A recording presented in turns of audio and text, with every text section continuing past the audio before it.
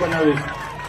મારા સમાજના યુવાધનને પણ કહેવા માંગુ છું, તમારી યુવા શક્તિ, તમારું જોમ જુસ્સો, તમારું સાહસ તમારા કેરિયર બનાવવા માટે વાપરો।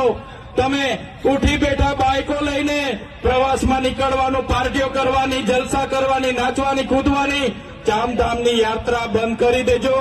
આ વડીલોને પણ હું આગ્રહ કરું છું, આવા રખડતા છોકરાઓને ઉભા કરી દો, એમને ભણાવો, ગણાવો, એમનું કેરિયર બનાવવામાં આપણે લગાડવું પડશે।